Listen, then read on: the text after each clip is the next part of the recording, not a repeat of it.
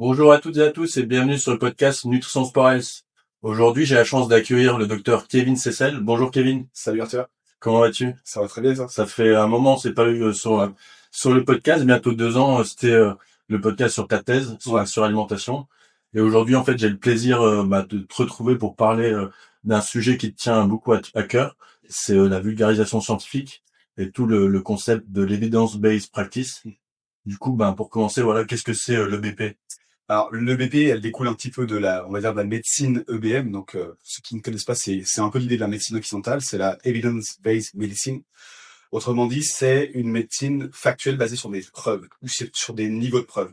L'idée vraiment, c'est de se dire, on a tout un panel d'études scientifiques qui vont nous permettre d'établir finalement des faits. Le but du jeu, c'est vraiment de se dire ça, hein, c'est on fait des expériences, et de ces expériences découlent des résultats. Et après, quand on interprète ces résultats, on se dit, tiens, effectivement, on a testé telle chose, on s'est rendu compte que ça allait dans tel sens. Donc, ça va permettre finalement de générer une connaissance, et cette connaissance, finalement, on la met en application dans la pratique, que ce soit la pratique médicale ou la pratique finalement paramédicale, donc toutes les autres professions, que ce soit la nutrition, la diététique, l'ostéopathie, la kiné, peu importe en fait les pratiques. Et ça, à mon sens, une certaine véracité dans finalement le fait qu'on s'appuie sur des faits. C'est pas quelque chose de subjectif, ça reste quelque chose normalement d'objectif, puisqu'on se base sur vraiment des méta-analyses, donc ça on va en rediscuter après. Et ça va permettre de potentiellement prodiguer un conseil qui va être basé sur un certain niveau de preuve. Sachant que, quand même, faut rappeler que nos recommandations qu'on peut avoir, notamment en nutrition, elles sont basées sur ces niveaux de preuve. En fait, l'État, quand il émet des recommandations avec le Programme national de nutrition santé ou des recommandations en nutrition, en fait, c'est basé là-dessus. Donc, en fait, nos recommandations déjà se basent là-dessus, mais des fois, après, on a on va dire des boîtes noires parce que chaque individu est très particulier et a un cas unique. Et donc, des fois, c'est vrai que pour certains patients, on est obligé de se rencarder, d'aller voir un petit peu quel est l'état de l'art de la littérature. Donc, en fait, c'est d'aller rechercher des articles scientifiques pour justement se dire tiens, pour tel patient, il a telle pathologie, est-ce que finalement il y a de la littérature qui nous permet de dire que la prise en charge doit aller plutôt dans ce sens ou plutôt dans l'autre sens. Donc c'est ça vraiment en fait l'evidence-based practice, ça va être d'aller chercher de l'information scientifique pour pouvoir après la mettre en application dans nos consultations. Et ce qui est toujours important aussi, c'est de se dire finalement il n'y a pas qu'un article. C'est-à-dire que la science, elle se construit. Moi, souvent, j'imagine ça un petit peu comme une pyramide ou comme un bâtiment. Chaque brique va créer du coup l'édifice. Ce qui veut dire que c'est pas parce qu'on a juste une brique qui va dans un sens que ça crée un édifice. Et en fait, des articles scientifiques, il n'y en a pas qu'un. Généralement, il y en a tout un tas. Je dis une bêtise, on prend un exemple concret, on se dit, tiens, les produits laitiers, c'est un truc qui est très débattu, tiens, par exemple. Est-ce que les produits laitiers sont bons ou mauvais à la santé pour notre patient? Imagine, on voit un petit peu tout le spectre des études, et puis finalement, on va dire il y a 100 études. Sur ces 100 études, il y en a 90 qui vont dire que oui, tous les produits laitiers sont plutôt bons pour notre santé. Il y en a 5 qui n'ont pas trouvé d'effet, donc plutôt neutre.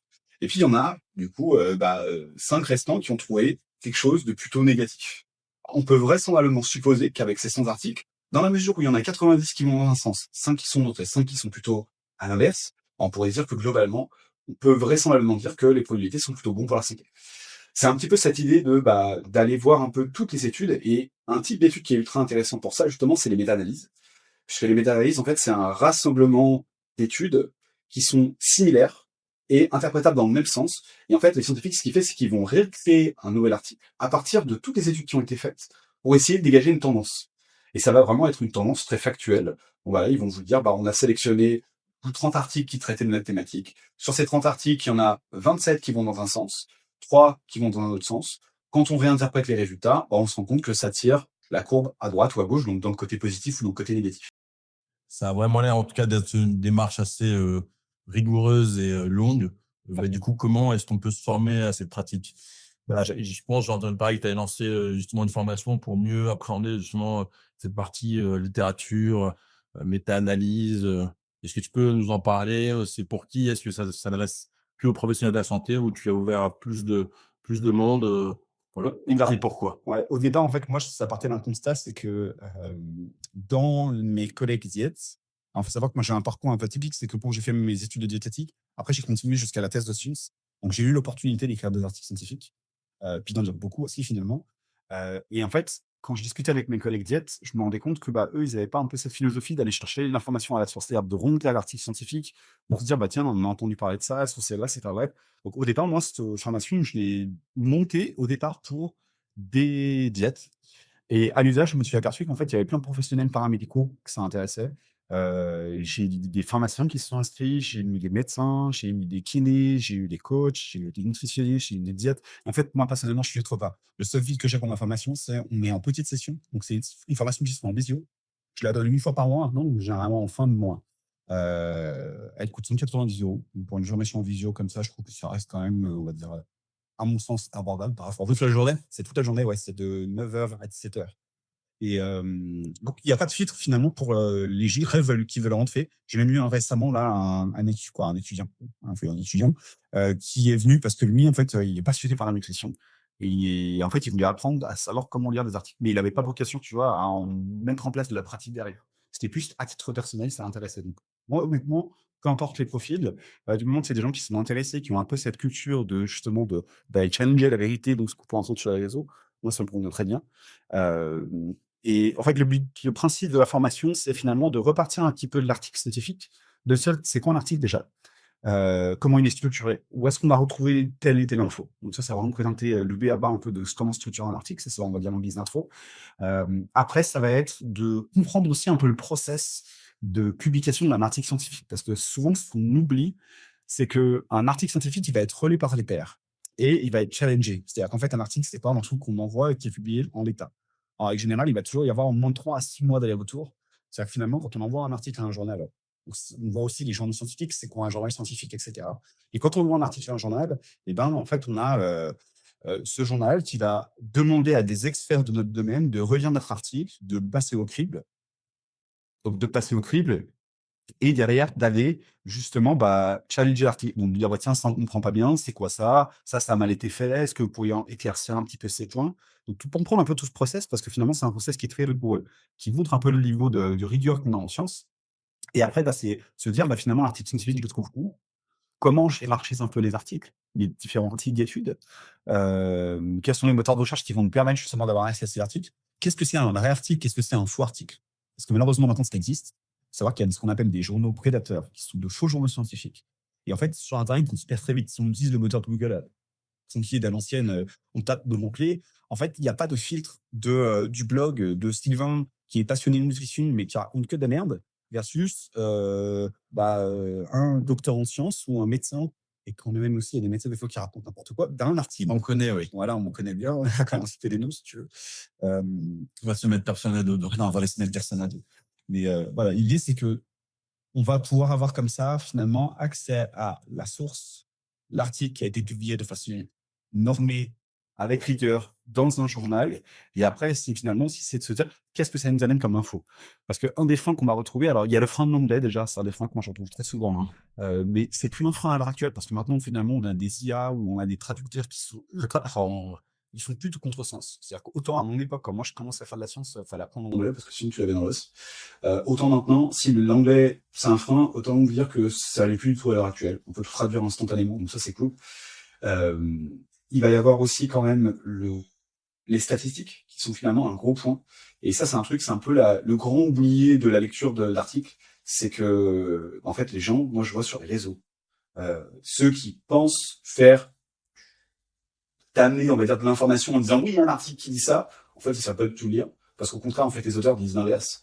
Qu'est-ce que c'est qu'atteindre un seuil significatif? C'est-à-dire, c'est quoi un test statistique? Alors, on fait vraiment le truc b.a.-ba, hein. C'est-à-dire qu'en fait, il n'y a pas besoin d'avoir fait les mathématiques pour comprendre.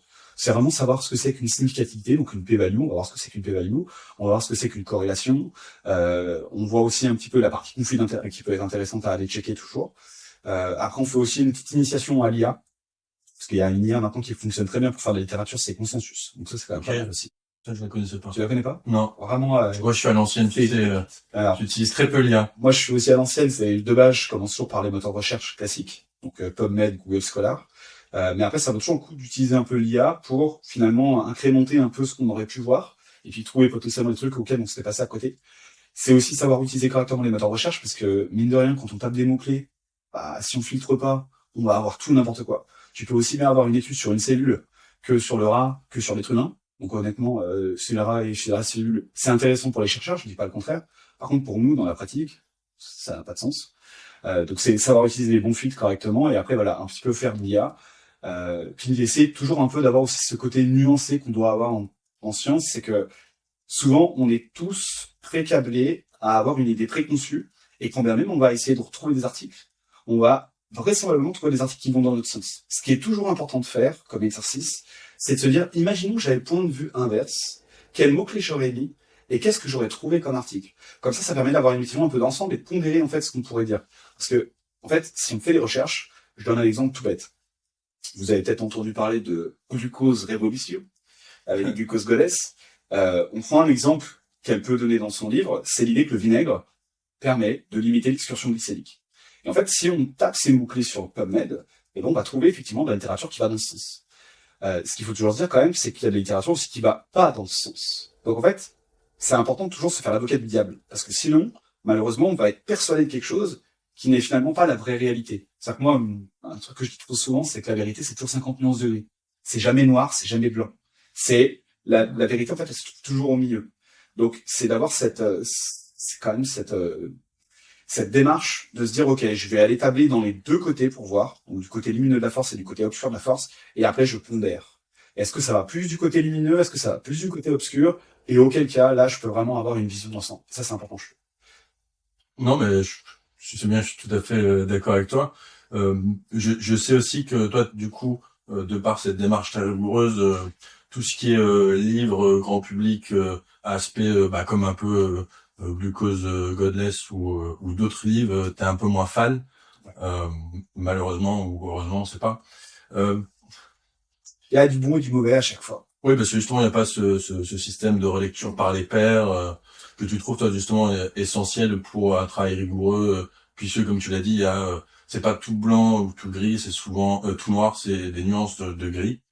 Pour revenir aux réseaux sociaux, du coup, toi, quel conseil tu pourrais donner aux auditeurs pour mieux discriminer les informations qu'ils voient sur les réseaux sociaux? Parce que, comme on l'a dit, il y a beaucoup d'influenceurs, que ce soit fitness, que ce soit même des professionnels de la santé, hein, qui disent tout et son contraire. Donc, toi, quel conseil tu donnerais justement pour mieux sélectionner ces influenceurs en nutrition? Alors, un bon influenceur en nutrition, déjà, c'est pas forcément quelqu'un qui a beaucoup de followers. Enfin, malheureusement. Je peux que te confirmer. Typiquement, toi, t'as une chaîne Nutrition Sport and Health. Je veux dire, c'est une très bonne chaîne où t'as du contenu qui est sourcé avec de vrais scientifiques qui vont bien parler et c'est pas pour autant que t'as 200 000 followers. Donc, tu vois, déjà, c'est un peu le revers de la médaille. Normalement, dès que vous détectez un discours caricatural, c'est vraiment, c'est noir ou c'est blanc. Souvent, ce sera faux. Parce qu'en fait, la science, c'est jamais caricatural. Donc, ça va être quelqu'un qui aura un discours nuancé, au contraire, sera plus souvent quelqu'un qui, finalement, est pertinent et rigoureux dans sa discipline. Donc, les débats, par exemple, il faut pas manger de sucre, ça, c'est complètement con. Pas tourner autour du pot. Pas tourner autour du pot, faut le dire comme ça vient. Il faut forcément prendre ça. Pareil, ça a pas de sens. Toujours se poser la question aussi, du coup, derrière, est-ce que l'influenceur a quelque chose à vendre? Imaginons, je me fais l'avocat du diable, petite caricature. Salut les petits chats, aujourd'hui je vais vous vendre du collagène pour avoir une peau élastique, pas de rides et vraiment être frais tous les matins. Et ben j'ai un code promo, tapez KS, vous obtiendrez 15% de réduction. Ce qu'il faut savoir, c'est que le modèle le business model qu'il y a derrière, c'est que l'influenceur, quand il vous fait ça, quand vous utilisez son code, lui touche une commission. Donc en fait, il a tout intérêt derrière à ce qu'il y ait un maximum de personnes qui achètent le produit de la marque qu'il a subventionné, qui lui a filé un petit pot de vin, parce que lui, en fait, son salaire, il est dépendant de ça. Vous imaginez, c'est un peu l'idée du téléshopping. C'est-à-dire que finalement, sur téléshopping, moi, je suis d'une époque un peu plus ancienne que toi, mais à l'époque de téléshopping, on le voyait passer l'aspirateur et il nous disait que l'aspirateur qu'il avait dans les mains, c'était le meilleur. C'était le meilleur. C'est une Formule 1, le truc. Et c'était son job. En fait, il était payé par une marque pour faire la démonstration d'un produit pour que les gens achètent le produit. En fait, c'est les plus de la publicité déguisée. Et quand il y a ça, pour moi, c'est un gros warning parce que, souvent, ça veut pas dire que le produit, il est bien. Ça veut potentiellement juste dire qu'en fait, la personne, va gagner de l'argent grâce à vos gars en faisant ça. Donc, là, typiquement, pour moi, il y a un gros frein, c'est ce qu'on appelle un conflit d'intérêt. En science, nous, on est obligé de déclarer les conflits d'intérêt. Alors, pendant longtemps, sur Insta et sur les plateformes, il n'y avait pas cette idée de lien sponsorisé. Maintenant, c'est marqué en gros, lien sponsorisé, machin, bidule. Après, ça veut pas dire que forcément les gens montent. Mais quand je vois des pubs pour le collagène, quand je vois des pubs pour des compléments alimentaires, pour une marque bien spécifique, d'ailleurs, je me dis, l'influenceur, il a aucun intérêt à dire que c'est de la merde. Il va forcément dire que le truc, il est génial, qu'il a testé, que c'est incroyable. Donc ça, déjà, pour moi, c'est un gros warning. C'est quelqu'un qui potentiellement veut vous vendre quelque chose. Ça veut pas dire que le reste de son contenu est pas bien, attention. Je pense à certaines personnes qui vont des fois faire des petits pubs parce qu'à un moment, il faut manger aussi à la fin du mois, et c'est leur métier. Mais, voilà. Quand il y a trop souvent, finalement, des pubs pour des marques, des machins, des bidules, ça n'a pas trop de sens. D'une manière générale, pareil, je pense que il faut arrêter de se méprendre sur l'idée que manger sainement, c'est prendre des compléments alimentaires. Ça, c'est un peu mon combat de fond, tout le temps. Mais à un moment, il faut arrêter cette hypocrisie de se dire, je mange mal, et puis je prends des petites gélules miracles. Ça n'existe pas. Mais c'est ce que beaucoup de gens recherchent, justement, de nos jours. Mais en fait, la facilité, ça marche pas. On s'intéresse d'abord ce qu'il y a dans son assiette. Ça, c'est le socle. C'est la fondation du bâtiment. Une fois qu'on a cette bonne fondation, on s'intéresse à l'hygiène de vie au sens large. Ça veut dire c'est les murs. Après, le toit, ce serait le sommeil, le stress, le sport, il y aurait plein d'autres trucs. Et puis après, si on voulait voir la couleur des tuiles, par exemple, peut-être que là, le complément peut avoir du sens. Mais encore une fois, dans la majeure partie des cas, les compléments n'ont absolument aucun sens. Donc si on vous vend des compléments alimentaires en vous disant que c'est génial, c'est incroyable, il faudra parier que c'est quand même pas si... c'est pas un influenceur qui aura vraiment, on va dire, cette rigueur scientifique, parce qu'il va vous dire que c'est génial, alors qu'en fait, il sait pertinemment qu'il y a plein d'études qui montrent que ça n'a aucun intérêt. Donc ça, c'est un peu un warning. Qu'est-ce que j'aurais d'autre comme warning? Après, ça peut être alors un warning très factuel pour moi, qui suis un peu de la vieille école. C'est un peu les diplômes que la personne elle a en face de vous. Mine de rien, un diplôme, c'est quand même un gage de qualité. C'est-à-dire que c'est souvent l'idée que je donne, c'est est-ce que vous iriez voir un cardiologue qui a pas de diplôme?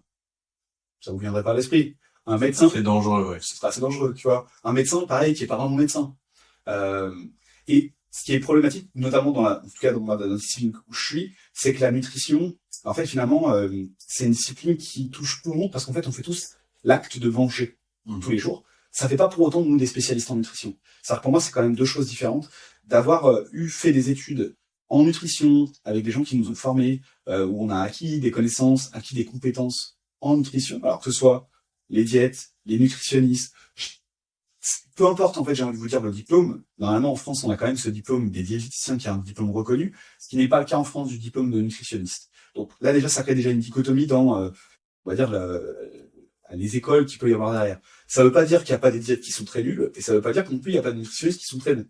Mais on va dire qu'au prorata, quand on voit un diététicien, on sait qu'au minimum, il a 2 ans de formation. Quand on voit un nutritionniste, ça peut être 0 jours de formation, comme, à l'inverse, plein de formations. Donc, il faut avoir un peu cette idée de se dire, qui j'ai en face de moi, c'est quoi son curriculum vitae, qu'est-ce qu'il a fait derrière.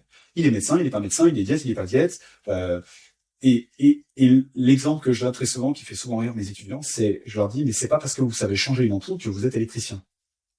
Et en fait, ça c'est un peu le même principe avec la nutrition. C'est pas parce que moi, j'ai testé que le poivron, ça me donne la pêche, que ça y est, le poivron est un aliment miracle, tu vois. Donc dès qu'il y a le côté miraculeux, pareil, c'est quelque chose où c'est un warning. Généralement, c'est du flan. Et le discours nuancé, je pense que c'est un peu le nerf d'ailleurs, quelqu'un qui ne nuance pas son discours, quelqu'un qui est très précablé, dans un sens ou dans un autre, souvent, il aura tendance à se tromper, en fait. Parce que, normalement, la science, encore une fois, t'as tout un vaste éventail qui n'est pas réducteur à juste ça.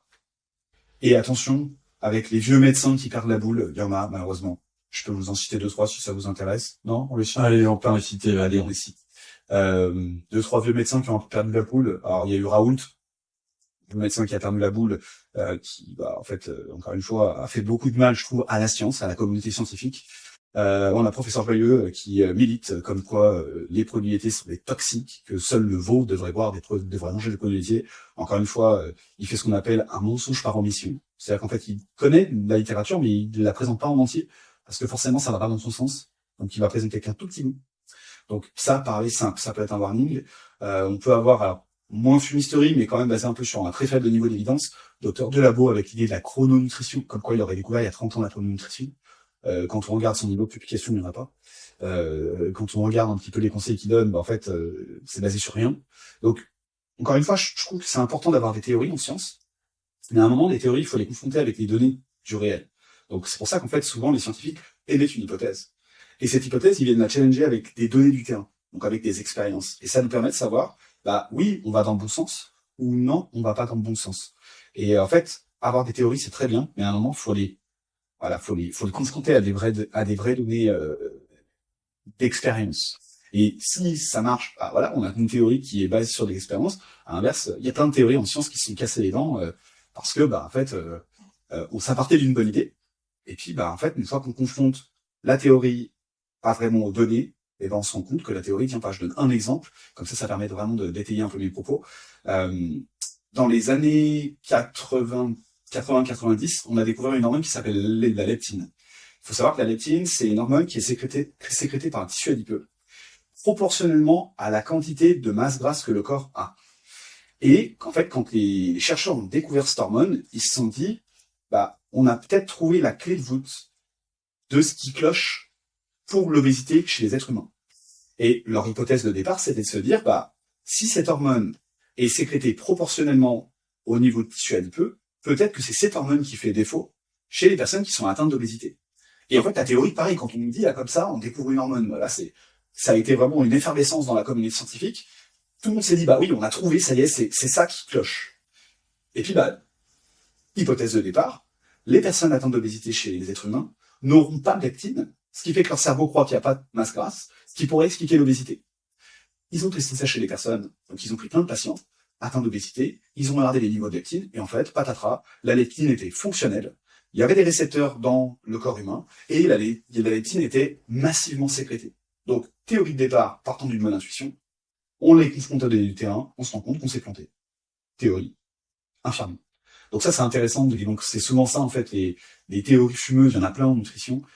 Si une théorie est appuyée après par des données, ça a du sens. Si une théorie n'est que hypothétique, qu'elle n'a jamais été confrontée aux données du terrain, genre la chrononutrition, par exemple, bah, ça n'a pas de sens. Mais justement, pour revenir à un autre exemple, il y avait aussi eu dans les années 80-90 la même chose pour le cancer. Ils avaient trouvé un traitement qui supprimait la tumeur chez les rongeurs. Okay. Et donc, ils avaient fait une grande couverture dans un célèbre journal scientifique. Je sais plus si c'était Nature ou Cell. Ouais.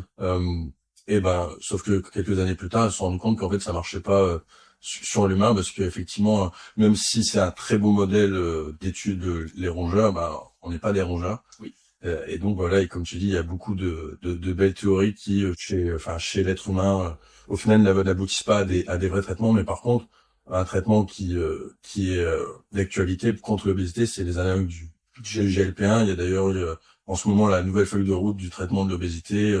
Il y a au moment où on tourne justement un congrès sur ces traitements et organisé par la FERO, donc qui est vraiment le groupe de chercheurs français qui travaillent sur l'obésité. Mais revenons du coup un peu plus au sujet du podcast. Donc toi, comme tu as dit, t'es diététicien, mais t'es beaucoup présent sur les réseaux sociaux, t'as une chaîne YouTube, t'as maintenant une belle communauté. Il y a tellement de gens qui parlent de nutrition sur ces réseaux. Est-ce que tu penses que les diététiciens ont un intérêt à être sur les réseaux sociaux? Bah, en fait, oui, pour moi, ils ont un gros intérêt à être sur les réseaux sociaux. C'est justement pour prêcher la bonne parole. Parce que il y a tellement de dérives sur les réseaux, dans la mesure où il n'y a pas de garde-fou, en fait. C'est-à-dire que tout le monde a le droit de tourner des vidéos et de dire, bah voilà, moi je fais ça, ça fait ça. Et en fait, ça crée une espèce de comment dire, ça va créer une cacophonie monstrueuse. Et en fait, on n'a pas de hiérarchie sur, finalement, lui, il a la légitimité à en parler parce que c'est son métier. Et versus, bah non, lui, il n'a pas de légitimité à en parler parce que c'est ce qu'il fait et qu'en fait, c'est pas basé sur de la science. Donc, je pense que les diètes ont tout intérêt, justement, à se mettre sur les réseaux pour finalement venir un peu contrebalancer toute cette cacophonie de personnes qui vont parler de nutrition, mais qui n'ont pas de compétences en nutrition. Et c'est ça qui est un peu problématique, c'est que, moi, je le vois sur les réseaux, mais je ne dénombre plus le nombre de vidéos où on raconte, mais et n'importe quoi. Oui, bah là, je sais pas si t'as vu passer l'influenceur, mais c'était en fait un jeune homme qui est passé à une diète carnivore diète, et qui a perdu en fait, qui a amélioré ses symptômes d'acné, Et donc en fait maintenant il prêche ça sur les réseaux sociaux en mode manger comme moi le régime carné pour être en meilleure santé, alors que ça n'a aucune preuve scientifique valable et c'est même dangereux en fait. Et c'est ça le problème, c'est que même si on reste en nutrition, il y a beaucoup de conseils qui peuvent aboutir à des vrais drames. Ouais, à des vrais drames et qui sont vraiment vraiment malheureux en fait. Faut quand même rappeler, si on prend un peu le cadre légal en France en tout cas, les seuls professionnels de santé qui ont le droit de donner des conseils en nutrition, ce sont les diététiciens nutritionnistes et les médecins nutritionnistes. Normalement, légalement, c'est ça. Après, il y a du coup le nutritionniste, on va dire, qui peut être quelqu'un de formé, qui a vraiment une appétence et qui a cette démarche, on va dire, scientifique de donner des bons conseils, mais finalement, il peut aussi dire n'importe quoi. Ça ne veut pas dire que le médecin ou le diète, il peut pas dire n'importe quoi non plus, hein, attention. Hein. Oui, non, bien Il y a- sûr. il y a tout et son contraire. Mais voilà, typiquement, tu prends l'exemple de la diète carnivore. Je veux dire, à un moment, quand on base pareil sur des faits, on sait que l'être humain n'est pas un carnivore. Regardez la dentition que vous avez de vos animaux de compagnie, un chat, un chien, qui sont des carnivores. Ils n'ont pas du tout la même dentition que nous. Donc, on n'est pas des carnivores de base. Du moment qu'on a des molaires, on sait pertinemment qu'évolutivement parlant, on s'est mis à consommer des tubercules, des fruits, des légumes. Donc, en fait, on n'est pas des full carnivores. Et manger que de la viande, Ah non, clairement. ça n'a absolument aucun sens. Déjà, c'est quand une blinde, premièrement. Écologiquement parlant, c'est un fléau. D'un point de vue microbiote, il y a fort à parier que ça fasse des effets très délétères. Il y a un truc là, pareil, qui est passé récemment, c'est la nouvelle pyramide des Américains. Grande fumisterie, Ouais. ils ont mis la dinde rouge en socle. Encore une fois, il y a des liens très forts maintenant, quoi. Des liens très forts. Il y a plus à démontrer. C'est-à-dire que la science, pour l'instant, c'est un fait, c'est une évidence scientifique.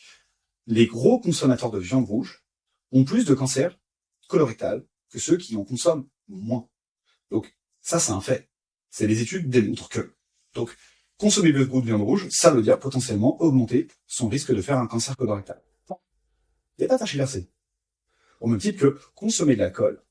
On sait que plus on consomme d'alcool, plus on a de risques d'augmenter son cancer de la sphère ORL. C'est pareil, c'est des choses, c'est vrai, Connu. c'est connu, c'est des faits.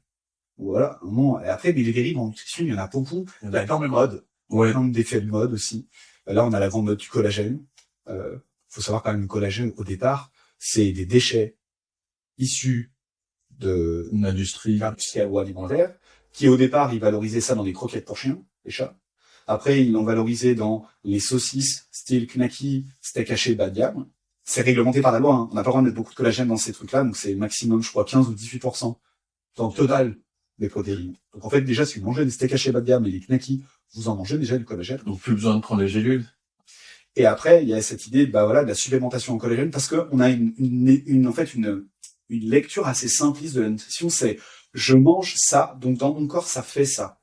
C'est-à-dire que le collagène, tout le monde sait qu'on en a dans la peau. Donc on se dit, si je mange du collagène dans mon alimentation, je fais une belle peau avec.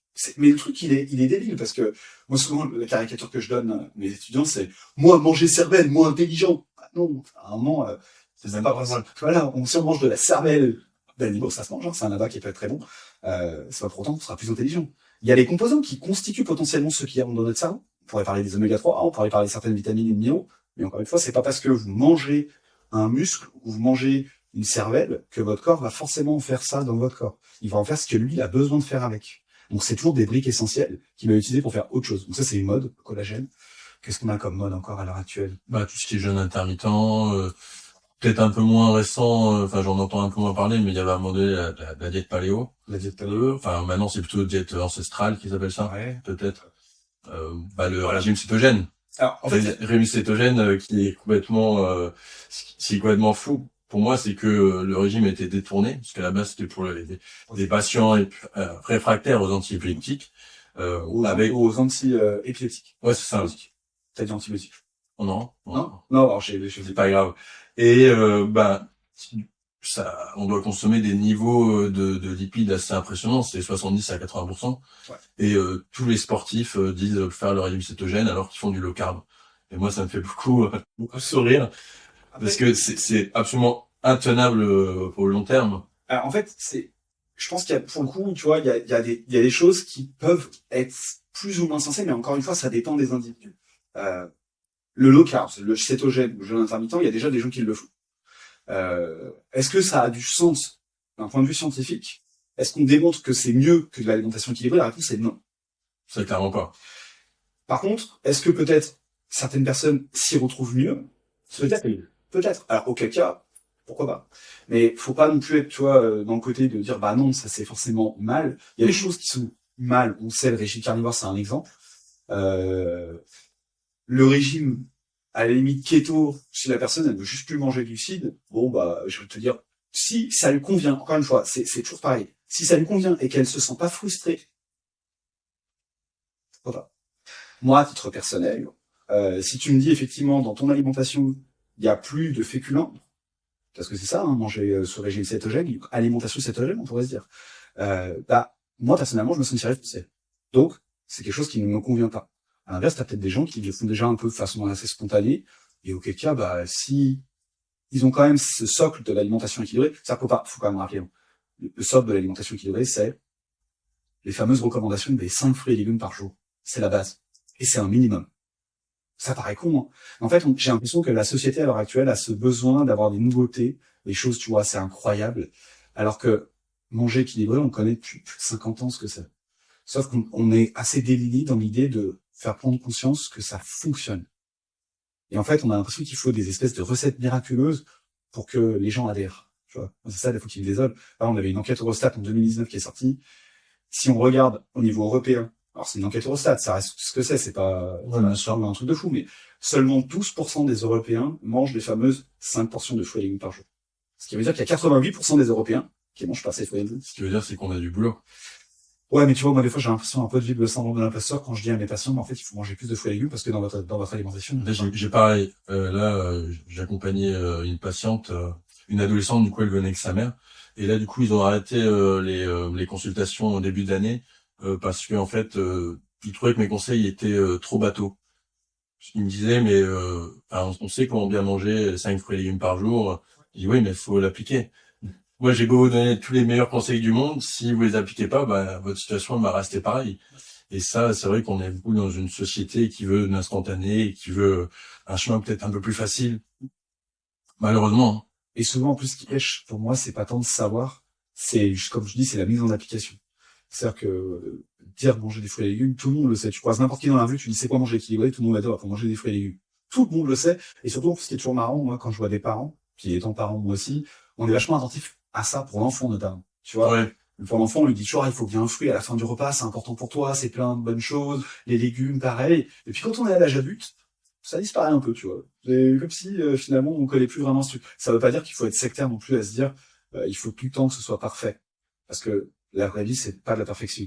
On a aussi ce revers de la médaille, tu vois, de la société, c'est la recherche d'être parfait et d'avoir une performance permanente. Que ce soit pour le sport, pour l'alimentation. Et en fait, ça crée des dérives qui sont néfastes aussi. Et on peut développer des troubles du comportement alimentaire, l'orthorexie, la bigorexie et encore pire, l'anorexie mentale, etc. C'est vrai qu'il faut être très attentif à tout ça parce que c'est quand même des pathologies quand ils sont ancrés, ils sont là, c'est très difficile de s'en sortir. Faut un sacré accompagnement, une force vraiment. Moi, je connais des gens qui sont tombés dedans. Pas facile, hein. Ouais. C'est une vraie pathologie. Effectivement. Et on parlait du coup du fait que il y a certains diététiciens qui sont aussi sur les réseaux sociaux. Du coup, j'aimerais qu'on les mette un peu en valeur. Est-ce que tu aurais des comptes de collègues à promouvoir Pas falloir que j'en oublie parce que sinon je vais me faire taper sur les doigts et ils vont m'en vouloir si je parle pas de tout le monde. Alors, on va tous les citer. On va essayer de tous les citer. Si t'en oublies, je les ouais, si j'en oublie, tu les cites. Alors, on va dire des comptes qui on va dire label EBP. Ouais. En tout cas, qui ont cette démarche, voilà, de rigueur scientifique. On va avoir, par exemple, Violette Diète, qui fait du très bon contenu, qui est une grosse Instagrammeuse, qui fait du très bon contenu en nutrition. On va avoir Why Not Change, donc c'est Nicolas Da Silva, qui fait aussi du très très bon contenu en nutrition. Donc lui, il est plutôt orienté TCA. On va avoir Thibaut Fiolet, lui, qui est docteur en sciences, il a un peu le même profil que moi, qui fait pas mal de démon, donc aussi beaucoup de démon depuis assez longtemps. Avant, il avait même un site internet, maintenant il l'a fermé. Ouais.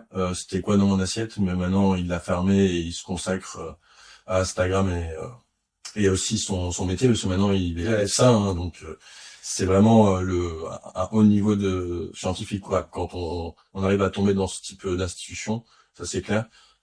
Sinon, Benoît Diane. Benoît Diane, qui fait du contenu, moi, que j'aime beaucoup, qui est complètement sarcastique et caustique, mais c'est Mais tout à fait dans son style, hein. Ah, moi j'adore, je trouve ça génial.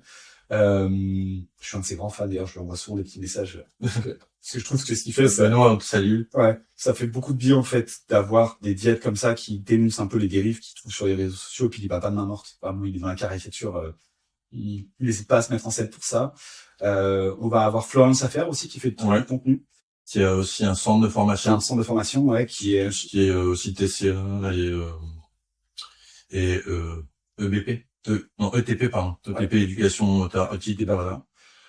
alors après, qu'est-ce qu'on a comme contenu qui va être assez Dans le sport, on a Nouchka Diet, ouais, qui fait qui très fait pas mal aussi.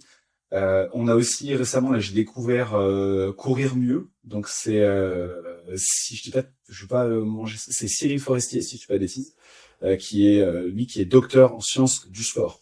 Donc vraiment aussi qui fait du bon contenu. Il est trailer, lui, il est trailer de base et il accompagne des trailers il fait pareil des debunks en nutrition sur trail. Donc ça, je trouve ça assez intéressant. Puis surtout dans la pratique sportive aussi, ce qui va être pas mal. Après, il y a aussi Duncan Penvenist, je pense que je dis mal son nom, son prénom. Duncan, qui est là. Mais d'ailleurs, j'avais eu aussi comme invité sur le podcast, qui était très sympathique. Il travaille beaucoup avec Florian d'ailleurs, Florent Safin. Je pense qu'on a plus ou moins fait le tour. Alors, on en oublie sûrement. Alors, faut pas nous en vouloir. Il y en a un que j'aime bien, qui est finalement le conjoint de Violette Diet. Ah, Gaïs. Ouais. Et c'est Geek and Fit. Que du coup j'ai eu le plaisir de rencontrer à la FDN, puisqu'il a accompagné Violette, qui avait une présentation notamment pour montrer un peu ce que c'était une diététicienne qui était passée du côté vraiment full time en réseaux sociaux, influence. Je sais qu'il fait je trouve qu'il fait du très bon contenu, même si, en tout cas, voilà, je trouve vraiment il a cette approche très scientifique, pour un coach sportif. C'est vrai que ça c'est très plaisant. Et ça nous réconcilie aussi avec les coachs sportifs, du coup. Ouais, non, mais c'est clair. En fait, je pense que dans toutes les professions, il y a du bon et du mauvais, dans tous les cas. On a aussi Doc Anti-Cancer, qui fait du très bon contenu. Donc lui, il est cancérologue, il va faire du contenu sur les réseaux. On en a un autre que j'aime bien, c'est Anthony Berthoud. Oui, qui a fait d'ailleurs un gros livre de plus de 1000 pages. Je sais pas où il a trouvé le temps de faire ça. Mais... Et il est d'une génération d'avant moi, il est de la vieille école et il écrit des très bons livres en nutrition notamment. Et il a toujours cette nuance que j'aime beaucoup, que j'apprécie, je trouve. C'est toujours un discours nuancé, il est jamais dans la caricature. Il essaye, tu vois, puis il a une punchline que j'aime bien, c'est l'idée de retrouver un peu de sobriété dans notre alimentation. L'idée que peut-être qu'on mange un peu trop n'importe comment et que voilà, faut peut-être retrouver un peu de trucs du b.a.-ba. Après, il y a Max le Diète, on allait l'oublier. Il fait aussi de très beaux contenus sur YouTube, où je vous recommande. Il a toujours des très bonnes idées. Là, d'ailleurs, il va peut-être bientôt sortir une vidéo qu'on a tournée au JFN, et Kevin, du coup, sera un petit peu le VIP, pas l'intervenant, mais le Kobe, en fait. Et après, si on en a d'autres. Il y en a d'autres, il y a aussi Tristan, avec qui il a fait un podcast, justement, hier, sur Paris, mais c'est aussi quelqu'un d'assez compétent, peut-être lui plus sur l'aspect coaching et coach sportif, puisqu'il a les deux casquettes. Donc normalement ça va aussi sortir prochainement, l'épisode avec Tristan. Et après, pas oublier quand même aussi nos institutions. C'est-à-dire que on a en France 2 sociétés savantes qui sont là finalement pour travailler les recommandations, travailler un petit peu les nouveaux rapports et émettre des recommandations. Donc on en a 2 en France. On a la Société francophone de nutrition, la SFN, et on a la SFNCN, donc la Société francophone de nutrition clinique et métabolisme. Donc c'est 2 sociétés savantes qui ont des comptes Insta et qui du coup vont pousser les recommandations et parler des nouvelles recommandations et faire intervenir toujours pareil des professionnels de santé qui ont une certaine expertise dans un domaine en particulier, faire des webinaires, etc. Donc ça aussi c'est des ressources pour nous. Après on pourrait citer l'INSERM, l'INRA, il y en a plein. Oui, il y a plein. Mais en tout cas en nutrition, les 2 sociétés savantes, je pense, sont assez importantes à aussi garder en tête parce que c'est des contenus qui sont là très sourcé. Et puis pareil, voilà, quelqu'un qui donne des sources finalement, quelqu'un qui est assez transparent dans l'idée qu'il vous donne tous les articles dont il a parlé, ça a du sens aussi parce que quelqu'un, ça montre qu'il est transparent. Bon, en fait, t'as un très bon représentant, vu que tu fais partie du comité scientifique de la SFNCM. Oui, je fais partie maintenant du comité scientifique d'une des deux sociétés savantes, donc la SFNCN.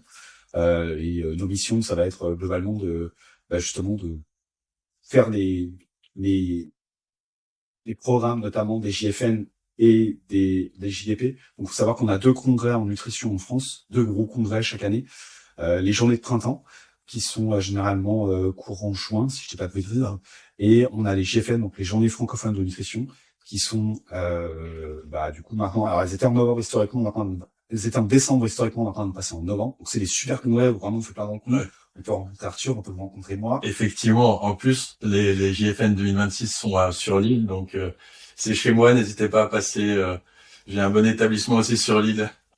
Si on cite les sociétés savantes, on doit aussi citer un peu les associations. Donc on a l'AFDN, on a le GRAD, on a l'ADL, Et les syndicats maintenant. et le ouais. Donc pareil, ça peut être des ressources. Ah non, clairement. Et quand on est aide, je pense qu'on se doit aussi quand même de les soutenir parce qu'ils œuvrent Bien sûr, oui. dans notre paroisse. C'est pas moi qui va dire le contraire, vu que je fais quand même partie d'associations belges des diététiciens, mais je suis tout à fait d'accord avec toi. Et moi, je trouve ça un peu désolant en fait, puisque le fait de pas les soutenir, je vois ça vraiment comme se mettre une balle dans le pied en fait. C'est-à-dire que si l'association qui nous représente n'a pas le budget nécessaire pour nous représenter auprès des institutions, faire des campagnes, faire de la promotion à la santé, etc.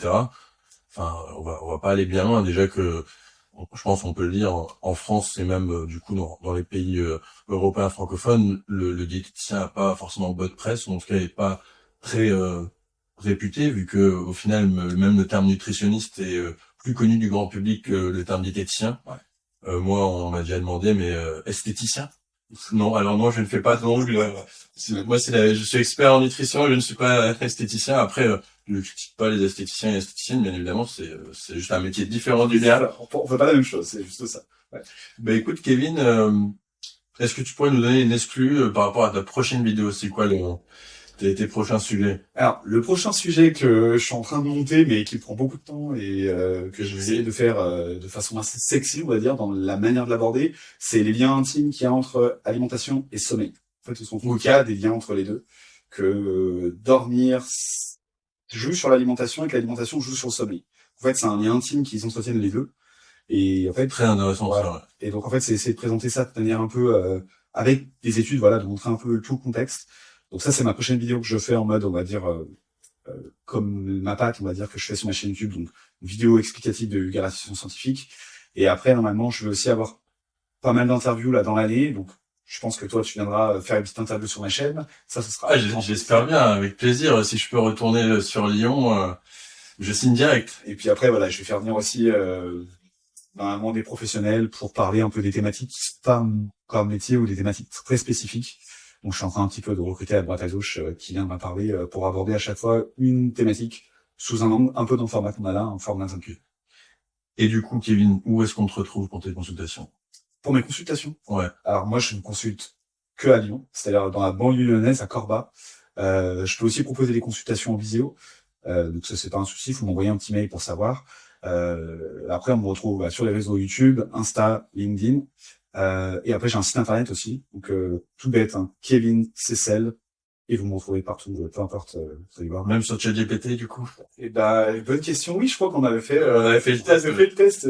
C'est vrai que c'est un petit flex de se trouver sur ChatGPT. C'était assez drôle qu'il me trouve et que je suis un chercheur lyonnais, il connaissait tout le monde. J'ai été assez impressionné, ouais.